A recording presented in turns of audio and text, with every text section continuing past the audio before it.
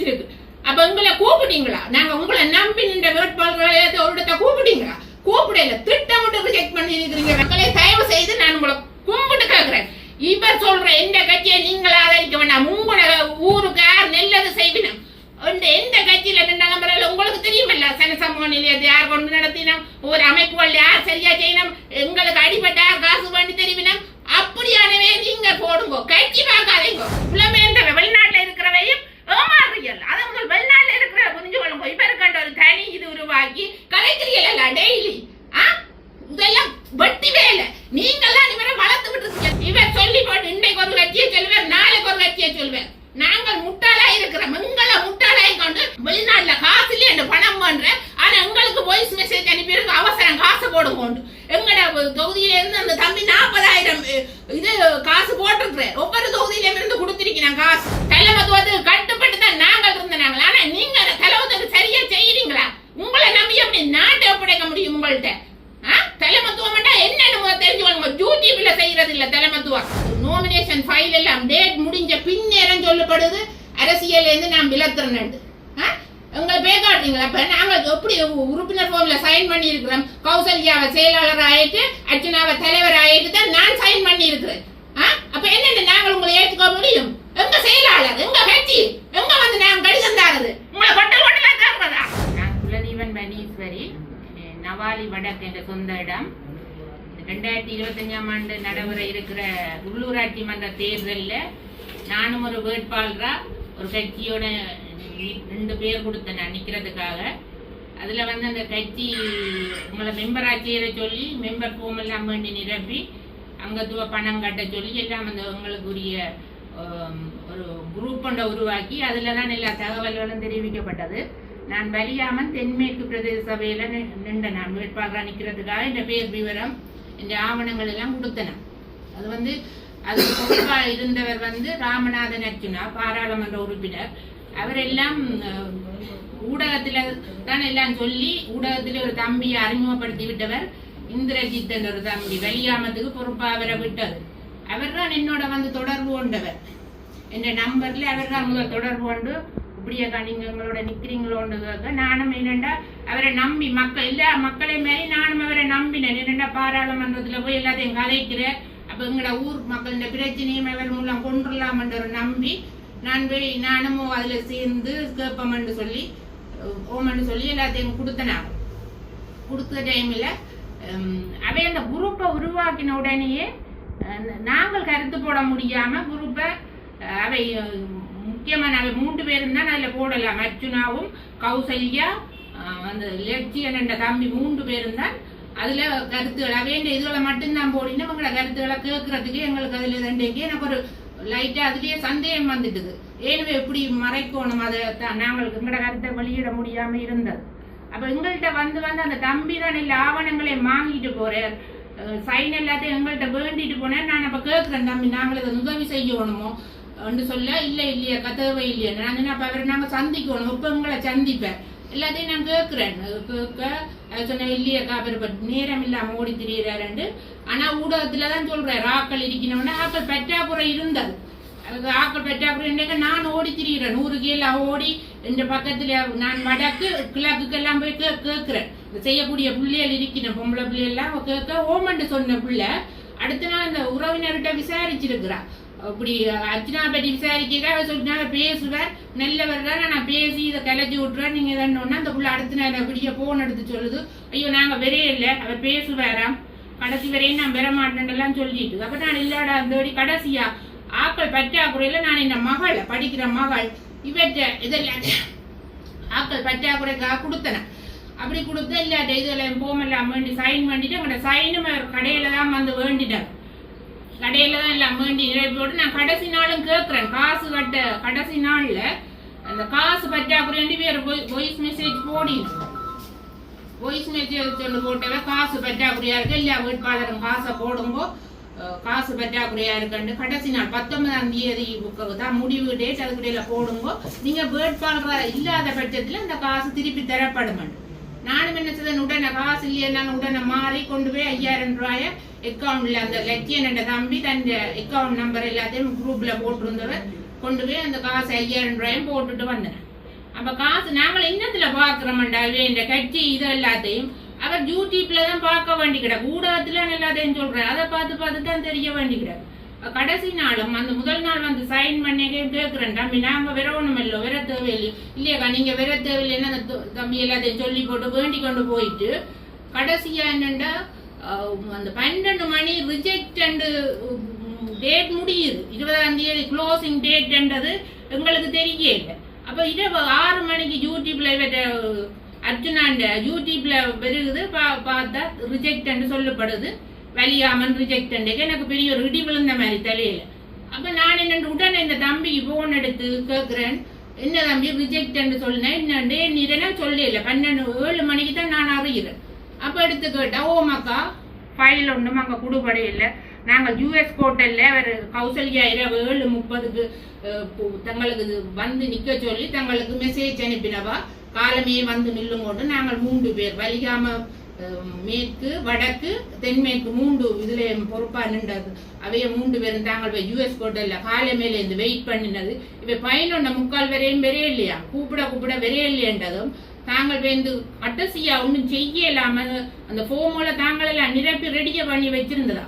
11:45 அடிக்கிற டாக்டருக்கு அடிக்க அவர் சொல்றாரு, உங்க செய்றீங்க வாங்க கொண்டு 11. அப்ப நாங்க 11:45 போய் நீங்க என்ன செய்ய முடியும் அங்க கொண்டு போனா அங்க ஃபைல் உள்ளுக்கு போகவே இல்லை. 12 மணி கிட்டே ஆச்சு. யூஎஸ் கோட்டல்ல இருந்து இப்ப கச்சேரிக்குள்ள போகவே 12 மணி ஆயிடும். அப்ப 12 மணி கொண்டு எப்படி கொடுக்குறதுன்னு நான் வேற பேசி போட்டு 3 பேருக்கு எல்லாருக்கும் வாய்ஸ் மெசேஜ் போட்டு விட்டேன். இப்படித்தானே எங்களுக்கு பதில் சொல்லுங்க, இதை நான் சும்மா விட போறது இல்லையண்டு நான் டென்ஷன் ஆகி கட்டி போட்டு அவர் பிரகாஷ் என்றவர் வடமராட்சிக்கு இதா இருக்கிறார், பருத்துறை இதுல வேட்பாளராக அடிக்கிறவர், அவர் தான் என்ன முக்கியமா இதுக்குள்ள கொண்டு வந்தது அவர் தான். நீங்க நில்லுங்க, நான் ஆட்கள் பற்றாக்குறை சொல்றேன், நான் நம்ம நிக்க இல்லை, எனக்கு வேணாம், எனக்கு வேற ஒரு இதுல நான் எனக்கு வெறும் வாய்ப்பு, இது மக்கள் என்ன இந்த முகத்துக்கு போடுற ஓட்டு நான் இந்த ஊர் மக்களுக்கு செய்யணும்ன்றதுக்காக தான் இதுக்கு நிற்கிறேன். இல்ல நில்லுங்க, ஆக்கள் இருக்கணும், நீங்க இதாண்டா எங்க நிக்கணும். நாங்க பார்த்தா ஒரு தரம் இல்லை, அவருக்கு ஒரு தரம் அதுக்கு பிறகு போன் அடிக்கணும்ல நாங்கள் எடுக்க. அப்ப நான் என்ன செய்தேன்டா, அடுத்த நாள் பேசி போட்டு வச்சுட்டேன். அடுத்த நாள் தேர்தல் ஆணையாளர்கிட்ட போனேன், வெள்ளிக்கிழமை போய் அவ்வளவு அங்க போதான் முழு உண்மையும் எனக்கு தெரிய வந்தது. இப்ப ஃபைல் கொடுக்கவே இல்லை, அங்க உள்ளுக்கு போகாம இல்ல, ரிஜெக்டும் இல்லை. ஃபைல் உள்ளுக்கு போனா தான் ரிஜெக்ட் சொல்லுவீங்க. கேட்டேன், அப்ப கடிதம் எதன் கொடுத்தனீங்களோ சார்? இல்ல, ஏனண்டா அர்ஜுனாவை கூப்பிட்டு தேர்தல் ஆணையாளர் ஒரு 2-3 நாளைக்கு முந்தையே காசு கட்ட போன இடத்த அப்பெல்லாம் விளங்கப்படுத்தி இருக்கிற தேர்தல் ஆணையாளர், இப்பெல்லாம் நீங்க உங்களோட தனி பேர்ல காசு கட்ட முடியாது, சுயேட்சை குழுவில தான் இதணும். அப்ப தனித்தனி இது பாராளுமன்ற தேர்தல் மாதிரி இல்ல, உள்ளூராட்சி தேர்தல் இந்த சட்ட திட்டங்கள் வேற. அப்ப அதால நீங்க கட்ட முடியாத காசு. அப்ப 2 பேரையும் நிறுத்தி வச்சு வடிவ கௌசல்யாவையும் ராமநாதன் அர்ச்சனாவையும் வச்சு விளங்கப்படுத்தி இருக்கிறேன். அப்ப ராமநாதன் அர்ச்சனாட்ட நான் ஒரே ஒரு கேள்வி கேட்கிறேன், நீங்கள் இவ்வளவு விவரமான நீங்கள் பாராளுமன்றத்தில் இந்த பட்ஜெட்டுக்கு எல்லாம் புத்தகம் படிச்சு விளங்கப்படுத்துறீங்க, ஒவ்வொரு டிசிசி மீட்டிங்க போய் ஒவ்வொரு அதிகாரியையும் கேள்வி கேட்கறீங்க, உங்களுக்கு தெரியாத இந்த ஒரு சின்ன விஷயம் போம் நிரப்புறது எப்படி, ஆக்கள் காசு கட்டிடுறது எப்படி, உங்களுக்கு வடிவா செய்ய முடியும். 4 நாளைக்கு முந்தைய உங்களுக்கு இந்த விவரம் எல்லாம் தெரிஞ்சிருக்கு. அப்ப உங்களை கூப்பிட்டீங்களா? நாங்க உங்களை நம்பி நின்ற வேட்பாளர்களை ஒரு இடத்த கூப்பிட்டீங்களா? கூப்பிடல, திட்டமிட்டு செக் பண்ணி இருக்கிறீங்க வெளியாமத்தை. நான் அப்படித்தான் சொல்றேன். நான் இன்றைக்கு வந்தது இந்த மக்கள் இவரை நம்பி இருக்கிற மக்கள். நான் எனக்கு 2 வாய்ப்பு கிடைச்சது, நான் அதை விட்டுட்டீங்க வந்து இவையோட நின்றதுடா. இந்த ஊர்ல இருக்கிற மக்கள் சொன்ன காரணம் ராமநாதன் அர்ச்சனா தான் மாகாண சபையில பெருவாரக்கா நீங்க இவரோட நில்லுங்க, உங்களுக்கு நான் ஓட்டு போடுவேன். அப்ப ஒவ்வொரு குடும்பத்திலும் 20 ஓட்டு நான் மக்கள் சொல்றதான் கேட்டு வந்தேன். ஆனா இன்றைக்கு அந்த மக்களை நீங்க ஏமாத்துறீங்க. நீங்க ஏமாத்த நாங்கள் இனி நான் ஏமாந்துட்டேன், பரவாயில்ல. அந்த மக்களை ஏமாற விடக்கூடாதுக்காக தான் நான் இந்த வந்திருக்கிறேன். சரியோ, நான் அவ்வளவு தூரம் உங்களை ஏமாத்தி போட்டீங்க. நீங்க அவ்வளவு உங்களுக்கு ஒரு போன் நிரப்புறது இல்ல, உடனே கூப்பிட்டு எங்களை கதைச்சு வடிவாத நிரப்பி சரி டைம் பார்த்தாண்டா இல்லையா உங்களுக்கு பேட்டி கொடுக்கறதுக்கு அவ்வளவு டைம். ஒவ்வொரு நாளும் வந்து 2 போட்டு பேட்டி கொடுக்கறதுக்கு எடுக்கிற டைம் எங்களை கூப்பிட்டு கதைச்சு ஒரு போன் நிரப்புறதுக்கு எடுத்திருக்கலாம். முதல் அனுபவம் சொல்லி தட்டி கழிக்கிறீங்க, ரிஜெக்ட் சிம்பிளா சொல்லிட்டு போறீங்க. உங்களுக்கு இந்த தேர்தல் முக்கியம் இல்ல, ஆனா உங்களுக்கு கிராமங்கள் மட்டங்கள் இருக்கிற எங்களுக்கு இது முக்கியமான தேர்தல். கிராம மட்டங்கள் எவ்வளவு தேவைப்பாடுகள் இருக்கு, அவ்வளவு பிரச்சனை இருக்கு. ஒவ்வொரு அதிகாரியை எங்க சும்மா ஒருங்கிணைப்பு உங்களோட டிவிஷன்ல நடக்கிற ஒருங்கிணைப்பு குழு கூட்டத்துக்கு நாங்க போக முடியாம இருக்கு. ஏன்னா எங்களுக்கு தெரியப்படுத்துறீங்க அதிகாரிகள் மத்தியில அவ தங்களுக்கு ஏற்றாக்களை கூப்பிடுன்னு. அப்ப நாங்கள் அதுக்குள்ள போறதுக்கு எனக்கு இது ஒரு வாய்ப்பு. நான் உள்ளூராட்சி தேர்தலில் போனா எனக்கு அந்த ஒரு வாய்ப்பு தெரிய வரும். அப்படியான ஒரு சந்தர்ப்பத்தை எதிர்பார்த்து தான் நான் நின்று நான் கட்ட நான் இதுக்கு போவேன்னு எனக்கு ஒரு இது இருந்தது. கடைசியில ஏமாத்தி போட்டு இப்ப சிம்பிளா கையை விரிச்சிட்டு சொல்றீங்க புல விட்டுட்டேன்னு என்ன மன்னிச்சு கொள்ளுங்க. நீங்க ஊடகத்துலதான் அரசியல் செய்யறீங்க. உங்களை நம்பி நாங்கள் எப்படி வர முடியும்? நான் அதான் ஊடகத்திலேயே வந்து உங்களை கேள்வி கேட்கிறேன். அதுக்கு பிறகு நான் சரி டாக்குமெண்ட்ஸ் தாங்கன்னா அதுக்கு பிறகு சட்டம் கழிக்கிறீங்க. டாக்குமெண்ட்ஸ் உங்களோட கட்சியில நான் நிக்க விரும்பவே இல்லை. உறுப்பினரா நீங்க அண்டைக்கு உடனே இவ்வளவு விமர்சனங்களை தாங்கின கௌசல்யா என்ன அண்டைக்கு இந்த நோமினேஷன் ஃபைல் எல்லாம் டேட் முடிஞ்ச பின்னேரம் சொல்லப்படுது அரசியல் இருந்து நான் விலத்துறேன். உங்களை பேக்காடுறீங்களா? அப்ப நாங்க எப்படி உறுப்பினர் ஃபார்ம்ல சைன் பண்ணி இருக்கிறோம்? கௌசல்யாவை செயலாளர் ஆயிட்டு அர்ச்சனாவை தலைவர் ஆயிட்டு தான் நான் சைன் பண்ணி இருக்கிறேன். அப்ப என்ன நாங்கள் உங்களை ஏற்றுக்க முடியும்? எங்க செயலாளர் எங்க கட்சி எங்க வந்து நாங்க கடிதம் தாருது உங்களை கொட்டல் கொட்டலா தாக்குறதா? அப்படி இருந்தும் கடைசியான சாவச்சேரிக்கு வந்து நான் உங்களை சந்திக்க அப்பதான் என் போன் நம்பரை வேண்டீங்க போன்ல கலைக்கிறேன். ஏன் என்னோட நேரம் கலைக்க உங்களுக்கு ஒரு 5 நிமிஷம் டைம் இல்லை. உங்களை நாங்க தேடி பிடிக்கிறது உங்கள்ட்ட கடிதம் கொண்டு எங்க தாரது எங்க நான் புதன்றது. நான் நிக்க மாட்டேன். நான் இந்த உறுப்பினரா உங்களோட இதுல நிக்க மாட்டேன். நீங்க எந்த கோர்ட் சூப்பராலும் எனக்கு வந்து உங்களோட இதாண்ட தெரியும். ரைட்டா? நான் கேஸ் போட்டுட்டு தான் வந்திருக்கேன். உங்கள்ட்ட கேஸ் போட்டு இந்த காசு 5000 நான் வேண்டிட்டேன். இப்படி எல்லாரும் ஆதங்கத்தோட தான் இருக்கிறேன். இவரை திட்டிக்கொண்டு எங்களோட வெளிகாமத்துல அவ்வளவு பேர் முகமாற்றப்பட்டிருக்கணும். ஆனா வெறியினம் இல்லை. ஏனென்றா அவைய எல்லாம் கஷ்டப்பட்ட மக்கள், அன்றாட உழைச்சி சாப்பிடுற மக்கள், ஊருக்கு இருக்கிறவே நம்பாம நாங்கள் இவரை நம்பினது நாங்க செய்த பிள்ளை. சரி, எங்களோட இருக்கிற மக்கள், எங்களோட இருக்கிற வேட்பாளர், எங்களோட இருக்கிற கட்சிகளை நாங்க நம்பாம உங்களை நம்பி ஏமாந்துட்டோம். ஆனா இது எனக்கு ஒரு படிப்பின எங்களோட மக்களுக்கும் இது ஒரு விழிப்புணர்வு வரணுமன்றதுக்காக தான் நான் வந்திருக்கிறேன். எல்லா மக்களும் இது ஒரு இதாண்டி போட்டு என்ன செய்யணும்டா, நீங்க இவர் சொல்றது ஓட்டு போடாதீங்க, இவரை நம்பி ஓட்டு போடாதீங்க. 2 தேர்தல் இவர் ஒரு தலைமத்துவம்டா எப்படி இருக்கணும்? பாராளுமன்றத்துல நீ 10 பேர் என்ன 10 பேரை தலைத்துவத்தை நடத்த முடியாத நீ வந்து எப்படி ஒரு கட்சியை நடத்துவாய்? உள்ளூராட்சி தேர்தல்ல உனக்கு ஒரு தலைமத்துவத்துக்கு கீழே கட்டுப்பட்டு நாங்க சின்ன தம்பி என்றாலும் அவற்றை சொல்லு கேட்டு நான் இருந்தேனா? தலைமத்துவத்துக்கு கட்டுப்பட்டு தான் நாங்கள் இருந்தனாங்களா? ஆனா நீங்க தலைமத்துவத்துக்கு சரியா செய்யறீங்களா? உங்களை நம்பி எப்படி நாட்டை ஒப்படைக்க முடியும் உங்கள்கிட்ட? தலைமத்துவம் என்னன்னு தெரிஞ்சுக்கோங்க. யூடியூப்ல செய்யறது இல்ல தலைமத்துவம். நேரடியா வந்து மக்கள்கிட்ட ரங்கியவ வேலை செய்யணுமோ அவைதான்.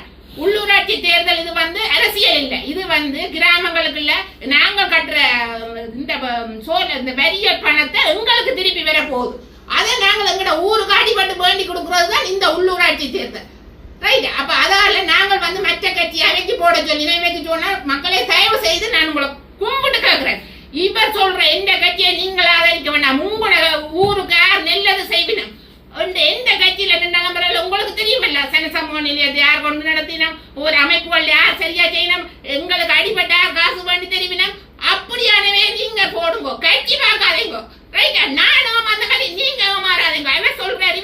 இவர் சொல்லி போட்டு இன்றைக்கு ஒரு கட்சியை சொல்லுவார், நாளைக்கு ஒரு கட்சியை சொல்லுவார். நாங்கள் முட்டாளா இருக்கிறோம். எங்களை முட்டாளாய் கொண்டு இவர் வெளிநாட்டுல காசு இல்லையா பணம் பண்ற, ஆனா எங்களுக்கு வாய்ஸ் மெசேஜ் அனுப்பி அவசரம் காசு போடுங்க. எங்கட தொகுதியில இருந்து அந்த தம்பி 40,000 இது காசு போட்டிருக்கிறேன். ஒவ்வொரு தொகுதியில இருந்து கொடுத்திருக்கிறேன் காசு. அப்ப நீங்கள் எங்களையுமே மாத்தி வெளிநாட்டுல இருக்கிற புலமேன்ற வெளிநாட்டுல இருக்கிறவையும் ஏமாறுறீர்கள். அதை முதல் வெளிநாட்டுல இருக்கிற புரிஞ்சு கொள்ளுங்க. இப்ப இருக்கின்ற ஒரு தனி இது உருவாக்கி கலைக்கிறீர்கள் டெய்லி. இதெல்லாம் வெட்டி வேலை. நீங்கெல்லாம் இவரை வளர்த்து விட்டு இருக்கீங்க. பாட்டு உருவாக்கு நீங்க எல்லாம் செய்து இவரை வளர்த்து விட்டு அடிமட்டத்தில் இருக்க அப்பாவி மக்களை நம்ப வைக்கிறீங்க. சரியா? மக்கள் அடிமை உண்மையா அரசாங்க உத்தியோகத்தன்மார் எல்லாருமே விவரமா இருக்கணும். இவரை பற்றி பெரிய பெரிய இடத்துல இருக்கிற விவரமா என்ன, நாங்கள் அடிமட்டத்தில் இருக்கிற மக்கள்லாம் இவரை நம்பி ஏமாறுறோம். இன்னும் ஏமாற போறோம். இது நடக்க கூடாதுக்காக தான் நான் வந்து எனக்கு என்ன ஆனாலும் பரவாயில்ல.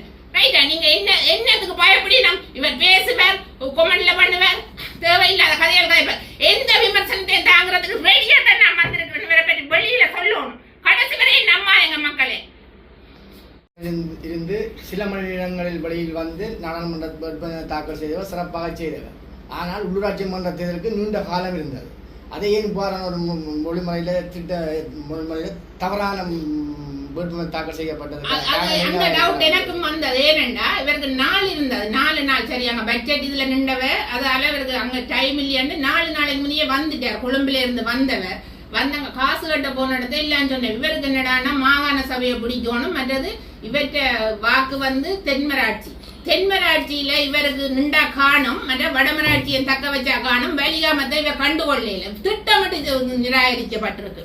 நான் சொல்றேன், அடிச்சு சொல்றேன், இது திட்டமிட்டு நிராகரிக்கப்பட்டிருக்கு. இவர் யூடியூப்ல எல்லாம் சொல்றேன், இரவிரவா ஓடி திணிந்து சைன் வாங்கினாங்க எல்லாம் போய் நான் ஒவ்வொரு யூடியூபையும் பார்க்க எனக்கு விளங்குது. போய் ஆக்கள் பற்றாக்குறை இருக்கு, அவ ரிஜெக்ட் முன்னுத்தலும் போய் சொல்றேன். அதிகாரிகள் மீது குற்றச்சாட்டுகளை சுமத்தி கொண்டிருக்கின்றார் நாடாளுமன்ற உறுப்பினர். நீங்கள் கூறுவதை பார்த்தால் அது வகையான ஒரு குற்றச்சாட்டுகளா இருக்கு. குற்றச்சாட்டுல அவர் தன்னை பிரபலப்படுத்தி கொண்டிருக்கணும்ன்றதுக்காக தான் நான் சொல்லி கொண்டிருக்கிறேன்.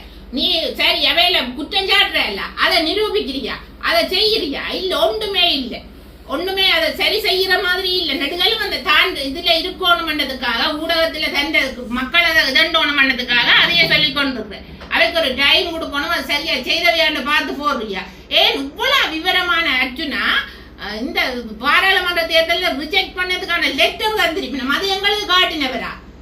காட்டையில அவைய ரூல்ஸ் வாட்ஸ்அப் குரூப்ல இணைக்கலைன்றது அது உண்மை. 16ஆம் தேதி காசு கட்டினா அந்த தலைவர் மேற்ற பேர்லாம் கட்டப்பட்டிருக்கு. ராமநாதன் அர்ஜுனா பேர்ல காசு கட்டலாதுன்னு ஒவ்வொரு பிரிவிலையும் இருக்கிற பொறுப்பான தம்பியாக்கள் பேர்கள் எல்லாம் காசு கட்டப்பட்டிருக்கு. அதையே எங்களுக்கு தெரியப்படுத்தல. இப்படித்தான் கேட்க போறோம். அது வந்து அவைக்கு சில நேரம் சின்ன மாறலாம். மூசி கட்சி என்றது கொடுக்க போறது இல்லை. எல்லாரும் மேல போட்டி இருந்தா 2 பேர் கேட்டா அது குழுக்கள் முறையில தான் போடும். நான் அவளாம் போய் விவரம் அறிஞ்சிருக்கிறேன். அப்ப நீங்கள் எல்லாம் உடனுக்குடனே தெரியப்படுத்துற, நீங்கள் பாராளுமன்றத்தில் நடக்கிறதெல்லாம் யூடியூப்ல தெரியப்படுத்துனீங்க. ஏன் எங்களுக்கு இதெல்லாம் தெரியப்படுத்த இல்லை?